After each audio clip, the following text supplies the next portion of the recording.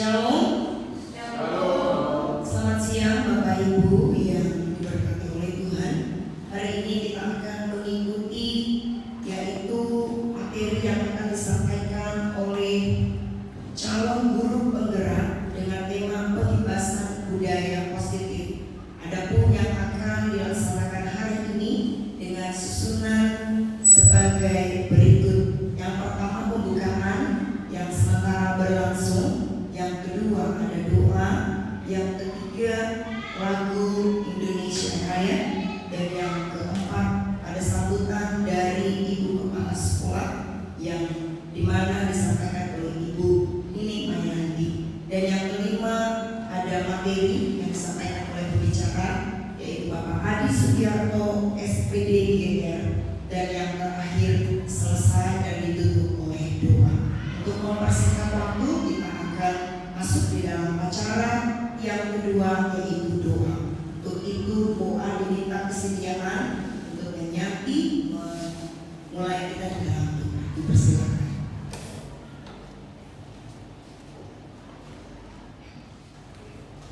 Mari kita sambil berdoa.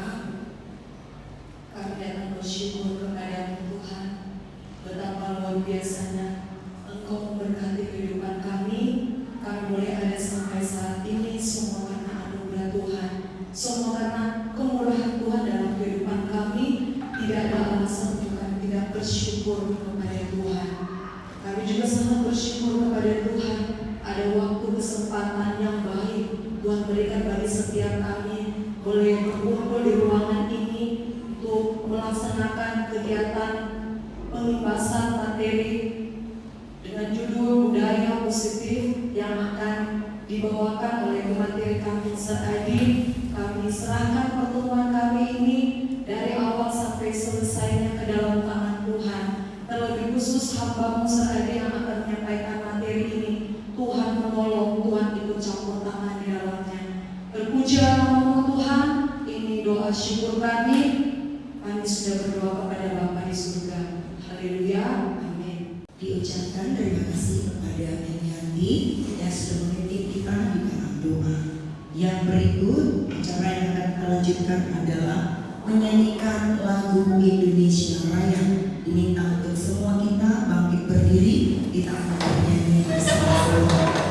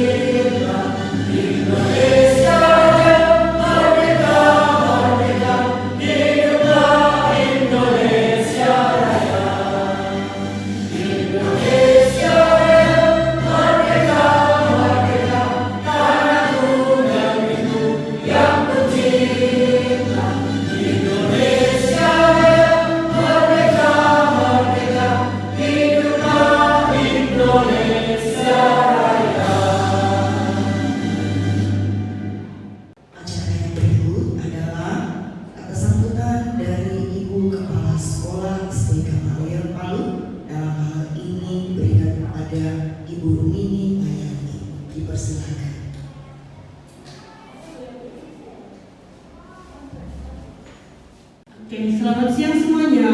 Selalu semangat pagi. Ya,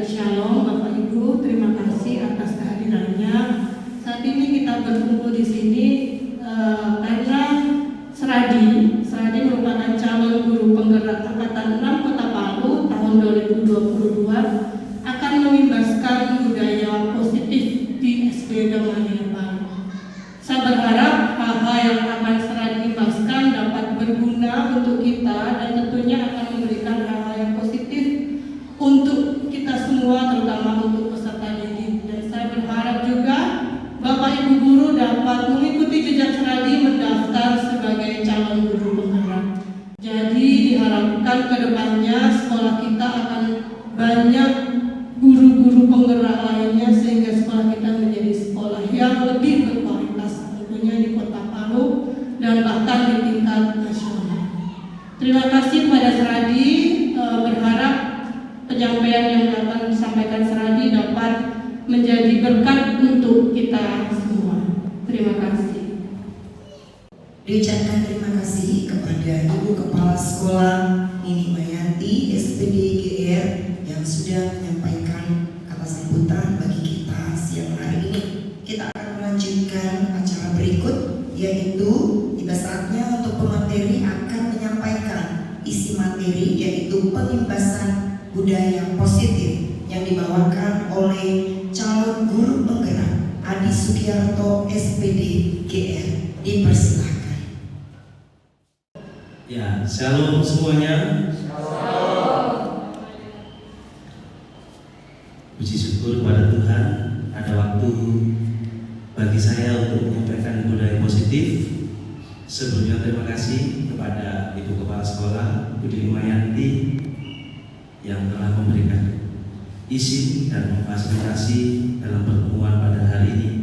Terima kasih juga untuk teman-teman yang juga meluangkan waktunya di tengah kesibukan yang ada untuk mendengarkan tentang budaya positif yang saya dapat dari guru penggerak. Ya.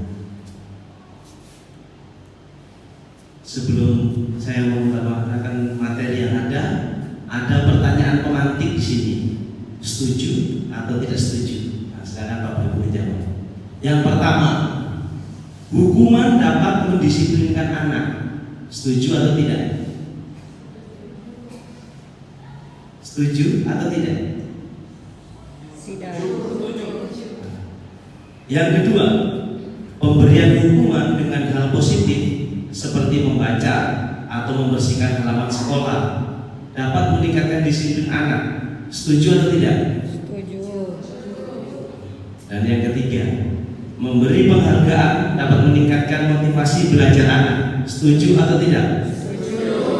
Ya, semangatnya luar biasa Bapak Ibu. Terima kasih.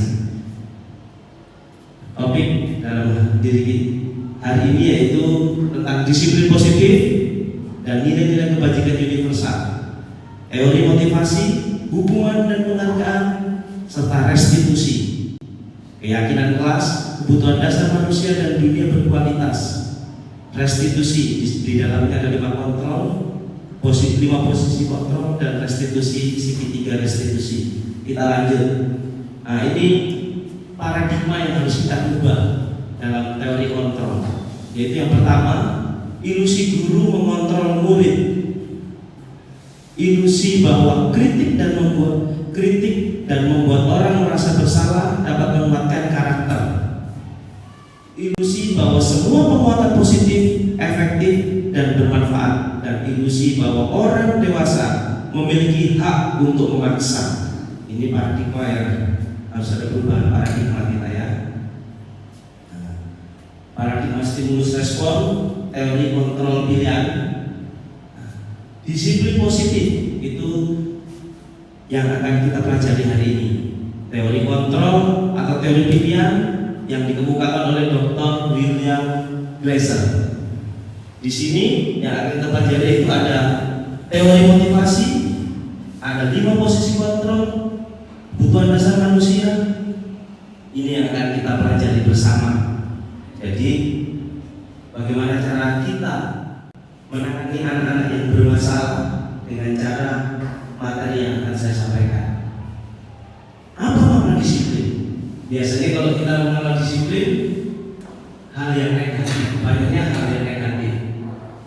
Betul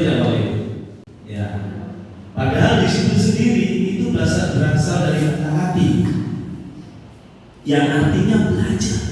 Oh, rupanya disiplin itu belajar. Kita harus mendisiplinkan anak. Terkadang konotasinya negatif. Padahal disiplin itu adalah belajar. Makna asal dari kata berkonotasi dengan disiplin dari diri murid-murid Sokrates dan Plato, filsuf-filsuf Yunani. Nah, disiplin membuat orang menggali potensinya, maju menuju sebuah tujuan apa yang dihargai.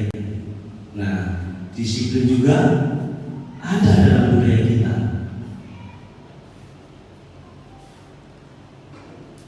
Ini nilai-nilai kebajikan universal. Semua agama, semua suku, semua budaya punya nilai-nilai kebajikan. Nah, nilai-nilai kebajikan ini kita kemas sebagai kita bangsa Indonesia, anak Indonesia, yaitu profil pelajar Pancasila. Ada berapa profil pelajar Pancasila? 6. Ada 6 ya? 6. Tolong sebutkan.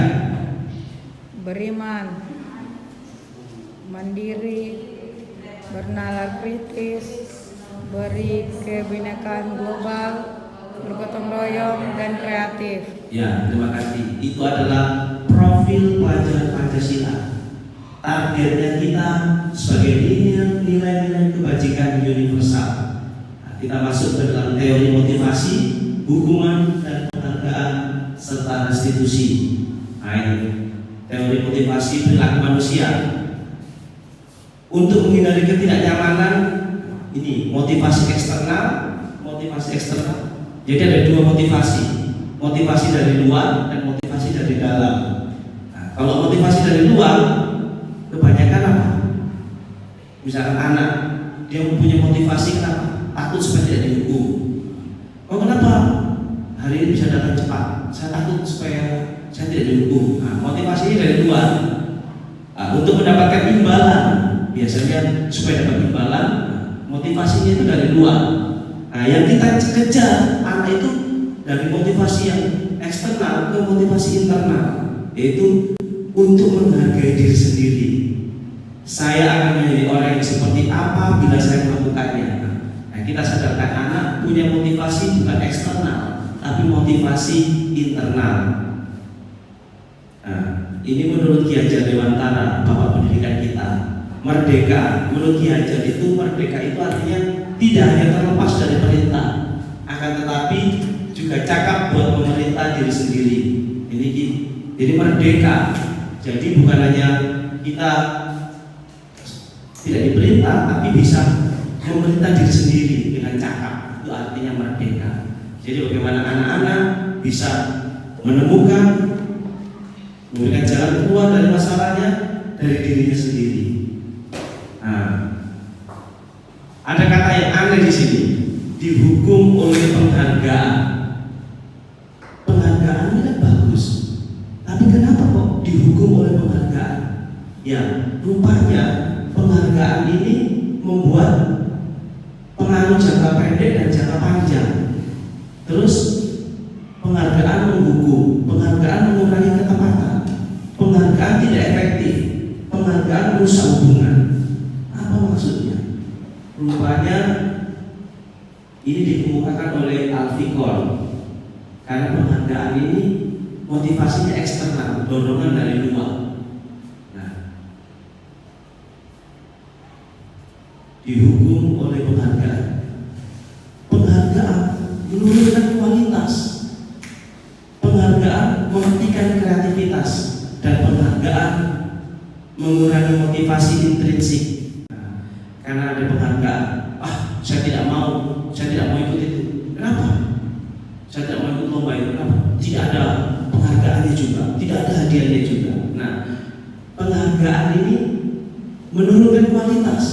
Dia harusnya pintar menyanyi, tidak mau ikut lomba menyanyi. Kenapa? Tidak ada hadiahnya juga, tidak ada penghargaannya. Mematikan kreativitas. Tetapi artinya saya ingin menyanyi, menyalurkan hobi. Nah, itu penghargaan memang mengurangi motivasi intrinsik, karena motivasinya menjadi eksternal, ekstrinsik. Nah, jadi dengan apa caranya? Yaitu dengan apresiasi. Anak kita kasih apresiasi.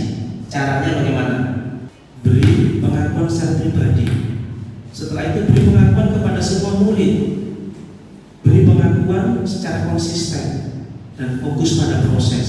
Jadi bukan nanti kalau ini hasilnya saya kasih penghargaan, ya tidak. Ketika anak mengerjakan sesuatu dalam proses itu, kita kasih berikan apresiasi.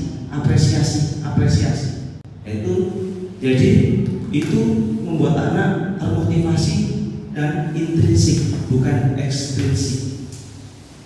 Nah, contohnya ini. Contohnya pada situasi anak menolong murid baru di kelas kita, kemarin saya perhatikan rasa amal ini besar sekali. Jadi itu apresiasi. Nah, pada saat membantu teman-teman di tugas kelompok, Denny, saya menghargai kepedulianmu. Saya menghargai kepedulianmu. Itu contohnya. Dan pada saat kamu memungut kertas-kertas yang contohnya ini apresiasi kebajikan. Misalkan dia menolong murid baru di kelas kita. Johan, kemarin saya perhatikan rasa empatimu sebesar sekali. Nah, itu kita beri apresiasi dengan nilai kebajikan. Empatimu itu nilai kebajikan. Pada saat kamu membantu teman-teman di tugas kelompok, Devi, kepedulianmu, saya menghargai kepedulianmu. Kita apresiasi. Nilai kebajikannya apa? Kepedulian. Nah, ketika lihat murid memungut kertas-kertas yang berserakan, kita apresiasi. Terima kasih untuk rasa tanggung jawabmu. Diapresiasi. Nilai kebajikannya apa? Tanggung jawab di situ. Ya, ini tindakan guru. Nah, sekarang saya mau tanya, silakan menjawab ya dengan suara yang lantang. Mencatat 100 kali di dalam buku kalimat, saya tidak akan terlambat lagi karena terlambat ke sekolah. Itu hukuman atau konsekuensi? Silakan Bapak Ibu. Konsekuensi. Oke. Lari mengelilingi lapangan basket 2 kali karena terlambat hadir di sekolah. Hukuman atau konsekuensi? Hukuman. Murid diminta untuk push up 15 kali karena tidak menggunakan masker ke sekolah. Hukuman.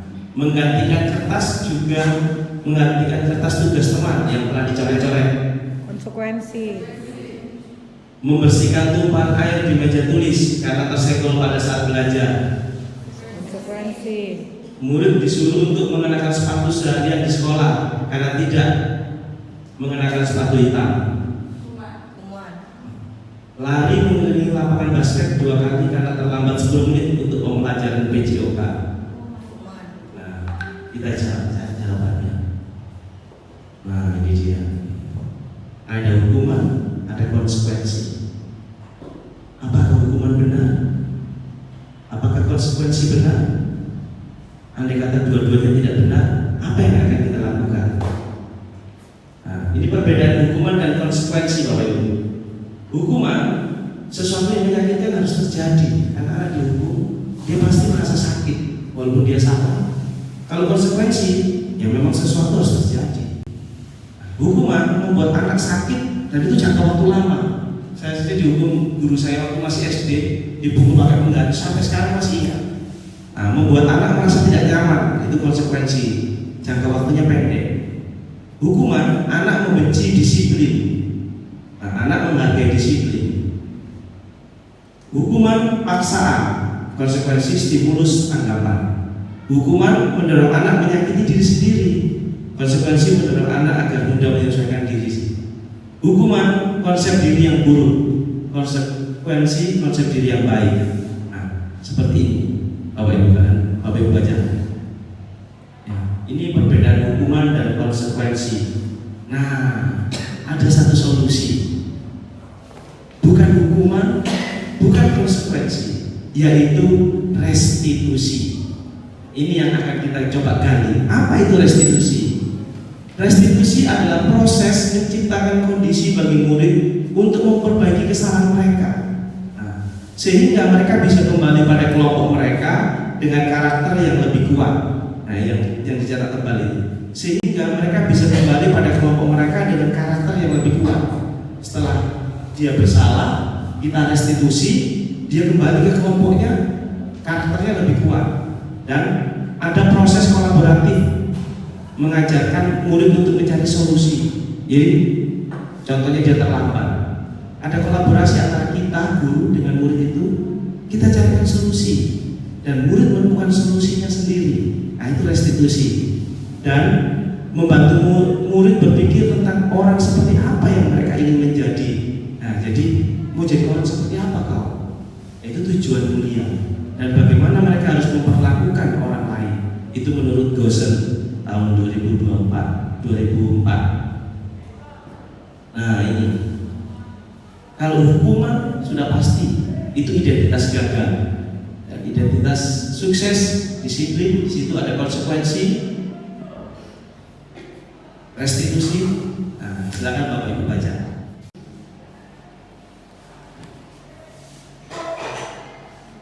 Apakah ada pertanyaan?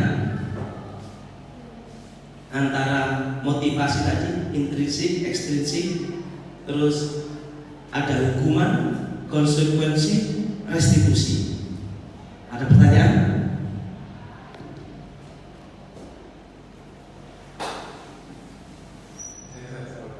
Ya, silakan Sir Victor. Terima kasih.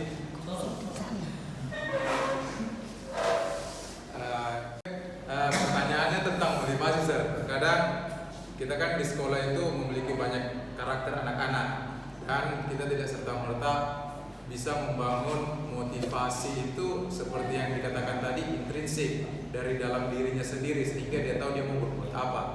Kan kalau kita ini kan kebanyakan memang sekarang lebih banyak anak-anak itu disiplin karena motivasi ekstrinsik atau karena konsekuensi.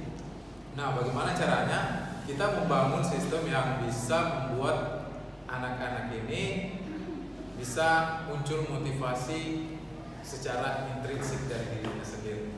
Terima kasih. Ya, terima kasih Sir Victor. Kebanyakan memang motivasi ekstrinsik. Kenapa? Pertama, kenapa melakukan itu? Saya takut dihukum. Nah, motivasi ekstrinsik dari luar karena hukuman. Kenapa kamu ikut itu? Ikut lomba itu? Ya, supaya saya dapat penghargaan. Nah, motivasinya dari luar. Kenapa kamu kok rajin? Apa yang membuat kamu rajin? Supaya saya dapat penghargaan. Nilai rapot saya nanti saya dapat penghargaan piagam. Nah, itu motivasi ekstrinsik. Tapi bagaimana motivasi intrinsik? Nah, kita tuh bukan anak-anak dengan kamu adalah murid. Namanya murid ya harus bertanggung jawab, datang tepat waktu. Nah, itu motivasi intrinsik.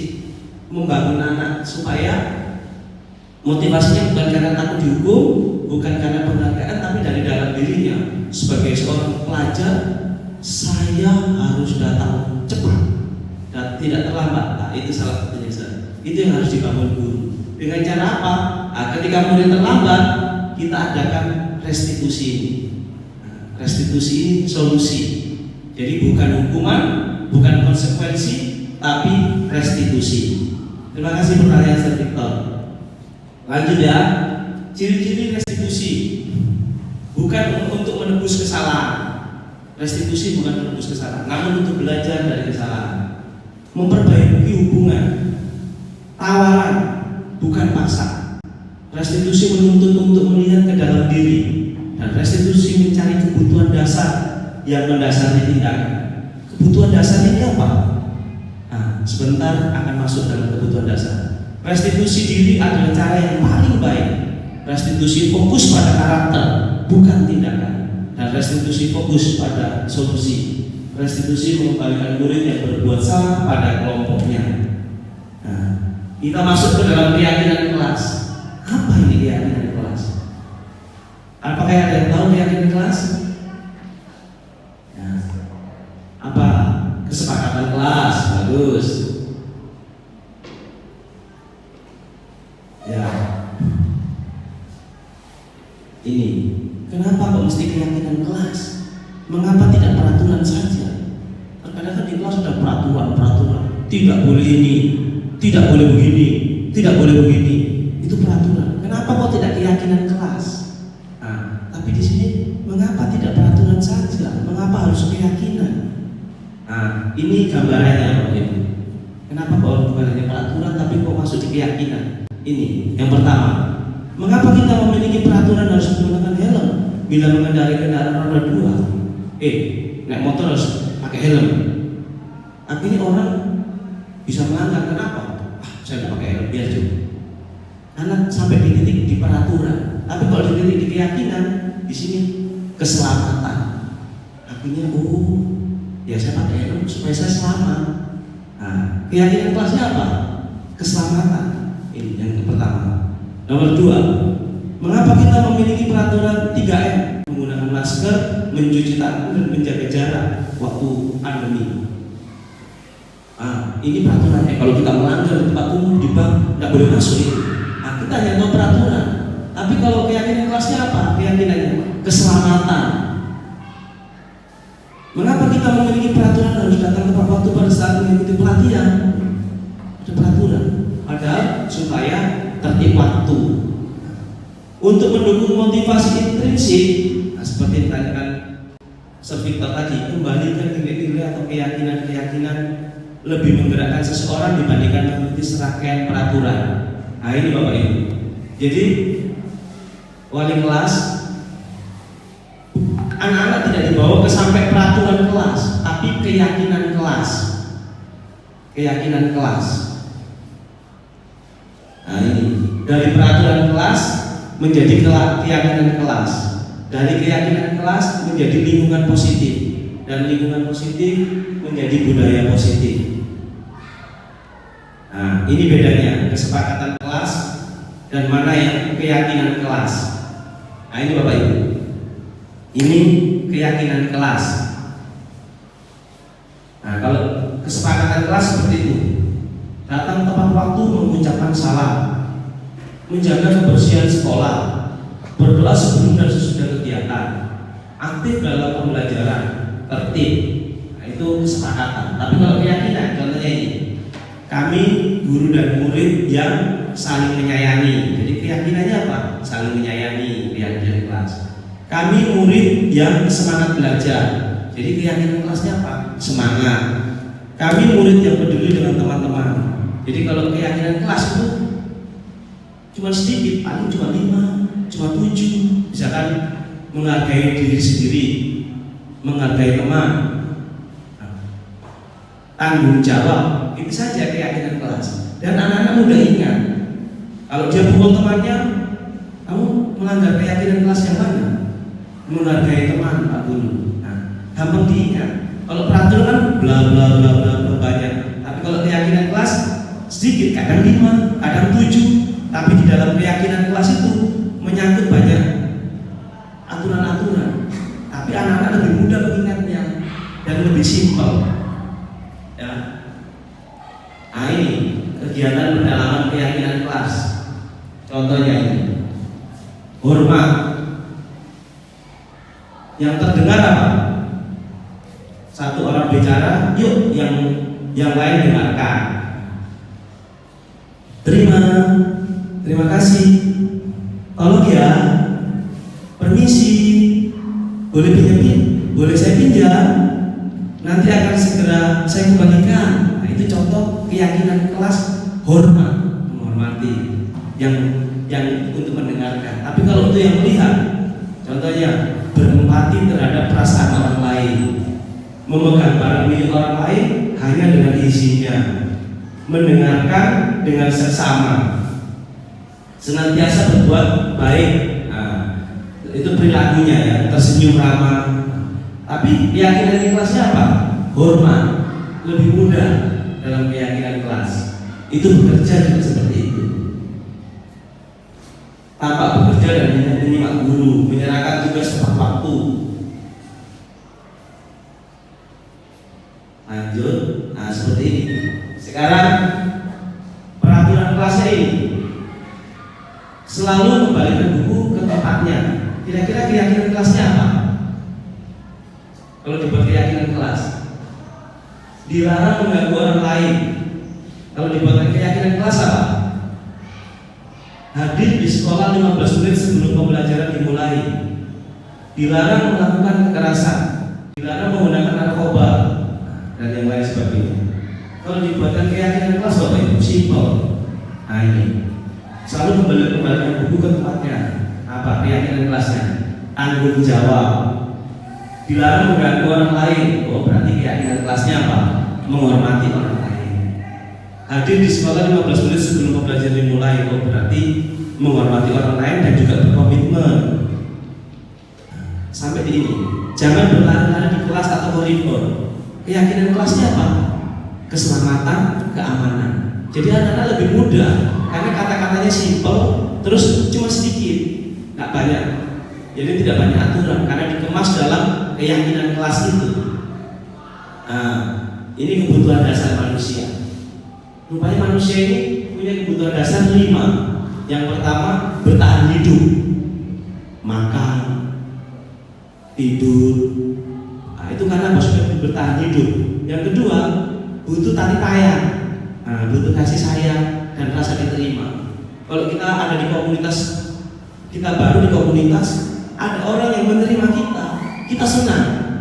Saya saja misalkan kalau ke gereja, yang menyambut begini jabat tangan tapi tidak ada kita, pada bicara semuanya nggak nyaman. Karena memang manusia itu butuh kasih sayang dan rasa diterima. Kalau kita misalkan guru baru datang, guru lama itu kayak apa semua, merasa nggak enak. Nah, yang ketiga penguasaan menguasai sesuatu. Pintar skill ini, tahu ini, itu kebutuhan manusia ini. Yang keempat, manusia itu butuh kesenangan. Makanya ada rekreasi, apa kok menonton, apa main game, apa itu memang kebutuhan dasar manusia, butuh hiburan. Dan yang kelima kebebasan, memilih. Saya hari ini datangnya agak cepat saja. Saya mau pulang cepat. Saya mau makan ini. Saya mau tidur jam begini. Nah, itu pilihan, kebebasan. Itu kebutuhan dasar manusia. Sekarang masuk di 5 posisi kontrol. Ini 5 posisi kontrol. Terkadang guru ada di titik penghukum. Yang kedua, membuat orang merasa bersalah. Yang ketiga, guru sebagai teman. Yang keempat, guru sebagai mentor. Yang kelima, guru sebagai manajer. Nah, menurut Bapak Ibu, guru cocoknya sebagai apa? Penghukum, membuat orang merasa bersalah, sebagai teman, sebagai pemantau, atau sebagai manajer?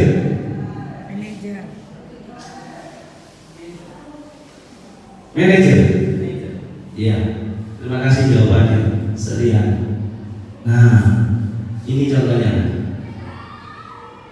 Kalau sebagai pembuat orang merasa bersalah, misalkan murid kita ini, kita sebagai guru yang dia merasa bersalah, murid kita ini merasa bersalah. Saya kecewa sekali dengan kamu. Nah, murid dijadikan kita sebagai apa? Posisi kita sebagai pembuat orang merasa bersalah. Di posisi kontrol seperti itu. Apakah kita keadaan seperti itu? Yang kedua, guru di posisi penghukum. Kamu tidak pernah benar melakukannya, langsung dihukum. Nah, kadang guru di posisi penghukum. Dan yang ketiga, guru sebagai posisi teman. Ayolah, lakukan itu nak, demi ibu, demi bapak. Kau berubahlah demi bapak dan ibu guru. Ayo, kau harus berubah kan. Nah, guru sebagai teman. Tapi ada juga yang di posisi pemantau. Apakah kamu mau mendapatkan stiker bintang hari ini? Mau tidak? Mau dapat ini tidak? Nah, itu di posisi pemantau. Terus ada di posisi manajer. Bagaimana kamu bisa menyelesaikan masalah ini? Misalkan ini anak sering terlambat. Bagaimana kamu bisa menyelesaikan masalah ini? Atau penghukum? Kamu selalu yang paling terakhir. Nah, kira-kira posisi yang menjadi bagian kita atau yang harus kita lakukan yang mana? Ya, yang kita kejar di posisi ini Bapak Ibu, manajer. Jadi jangan membuat orang merasa bersalah. Jangan kita sebagai penghukum, sebagai teman, sebagai pemantau atau penghukum, tetapi sebagai manajer. Manajer itu begini, ini anak misalkan ya, sering terlambat. Kamu terlambat ya, iya. Kemarin sudah terlambat. Kira-kira apa yang membuat kamu terlambat? Nah, tapi semua manusia pasti memang pernah melakukan kesalahan. Terus kira-kira bagaimana caramu supaya tidak terlambat? Nah, anak diajak cari solusi, menemukan masalahnya, menemukan jalan keluarnya. Pak Guru, saya kemarin melakukannya kepada Erivo. Sering sekali saya perhatikan kalau ibadah terlambat. Pak Guru, Pak Serani, kau punya apa Erivo? Punya. Kalau begitu bagaimana? Saya mau pasang alarm di HP saya. Terus apa lagi? Saya mau ingatkan papa mama saya supaya cepat bangunnya. Apa lagi? Papa mama punya HP? Punya. Saya juga mau pasang alarm untuk papa mama saya Serani. Nah, anak diajar untuk menemukan solusi dari permasalahan itu. Kita bimbing mereka. Jadi bukan hukuman, bukan konsekuensi, tapi restitusi. Dan di sini seorang guru sebagai seorang manajer. Nah, ini manajer ya. Nah, ini segitiga restitusi. Ini yang ingin saya bagikan kepada Bapak Ibu, yaitu ini segitiga restitusi.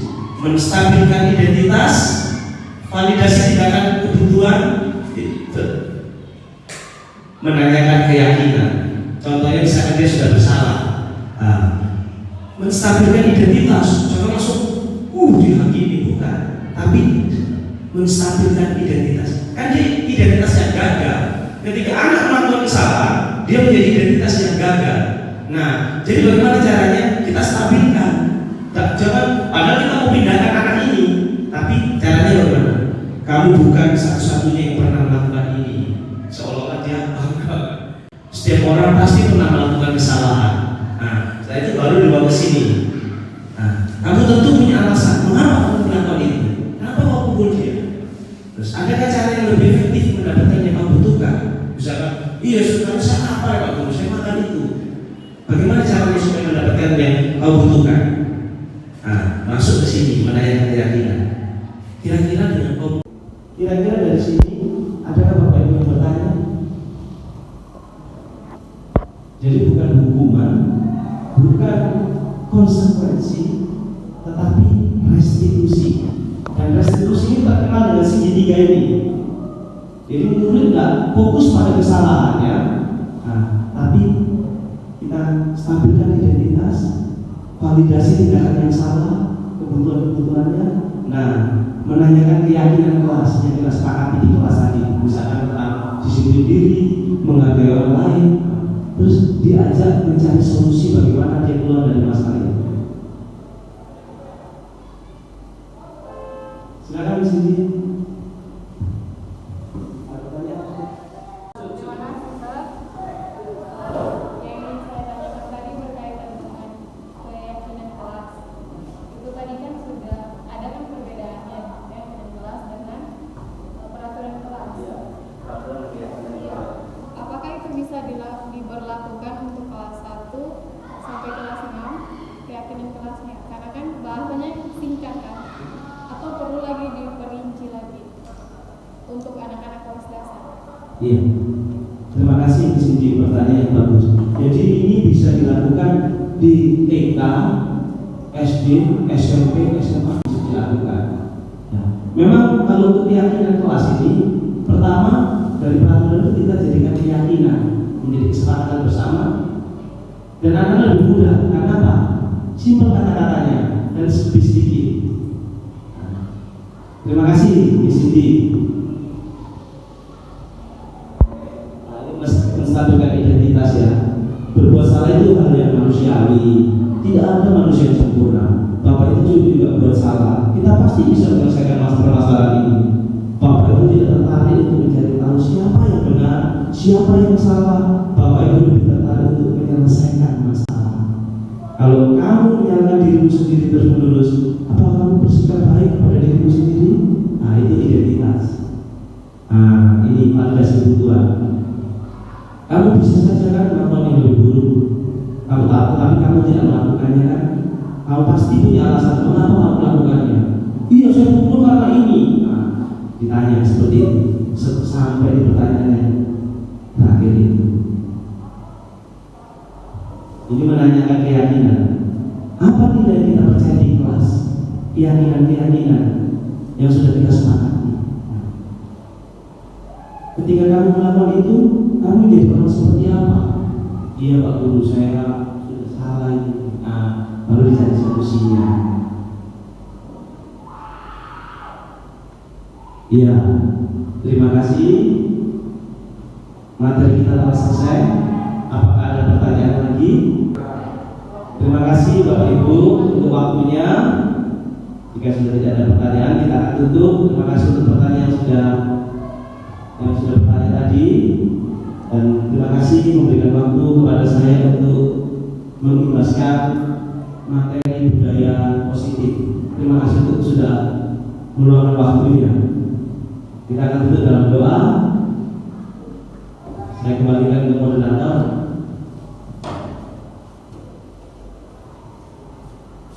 Mari kita berikan aplaus untuk guru penggerak tadi SPD GR.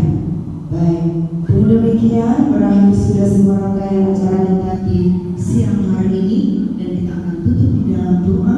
Mari kita satu dalam doa. Kami bersyukur Tuhan, hari ini kami boleh menyelesaikan yang telah disampaikan oleh Seradi, di mana tema hari ini pembahasan budaya positif. Terima kasih, ada hal-hal yang baru yang boleh kami dapatkan dalam materi ini. Untuk itu Tuhan, biarkan kami menjadi guru-guru yang memberikan dampak positif kepada setiap siswanya. Berkati Seradi, berkati kami semua. Puji Tuhan, dalam nama Yesus kami berdoa. Haleluya. Amin. Dan demikian berakhir sudah semua rangkaian acara kita hari ini, dan kami mengucapkan terima kasih kepada Bapak dan Ibu. Untuk itu kita akan tutup acara kita, dan shalom.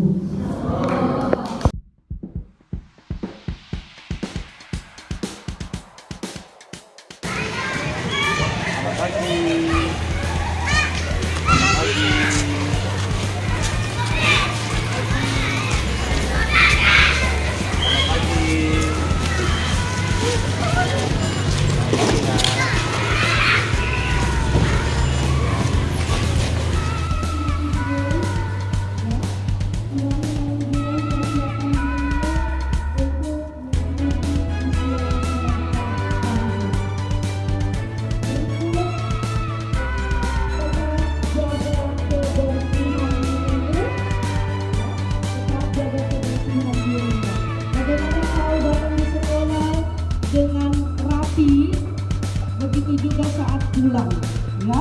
Saat pulang juga harus rapi. Tapi biasa kalau hari Kamis kita ada ekskul, apalagi yang atletis.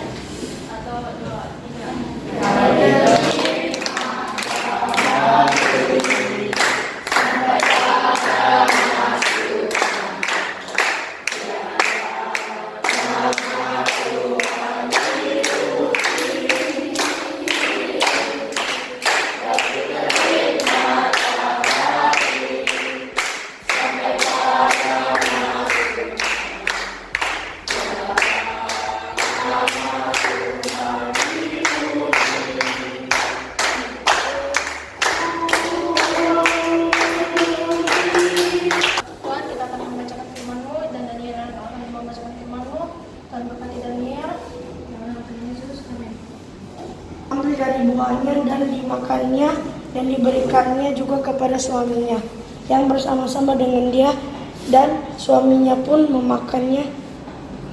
Serigala dan domba. Seekor serigala mendekati kandang domba dan berkata, "Hai anak-anak domba, mengapa kau mengurung dirimu sendiri di dalam kandang?"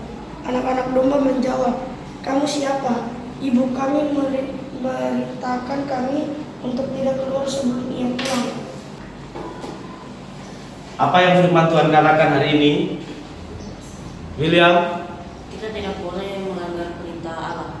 Tidak boleh melanggar perintah Allah. Apalagi? Siapa? Nah, Keniro? Harus mengikuti perintah Tuhan. Nah, lebih keras lagi. Harus mengikuti perintah Tuhan. Harus mengikuti perintah Tuhan. Ya. Kita jangan mau dihasut oleh orang lain. apalagi mendengar apa yang orang lain katakan padahal kita belum tahu benar. Katanya Daniel kok tadi begini-begini ya, kok tadi dikasih dulu jelek-jelek nama. Jangan percaya, tapi harus tetap percaya kepada kebenaran Tuhan. Kalau itu kan hanya gosip. Oke, kita mau berdoa. Kita berdoa. Tuhan, kita sudah menyatakan firman-Mu dan kita akan ekspor dari kami dari bahaya dan Tuhan berkati kami semua dalam nama Yesus. Amin.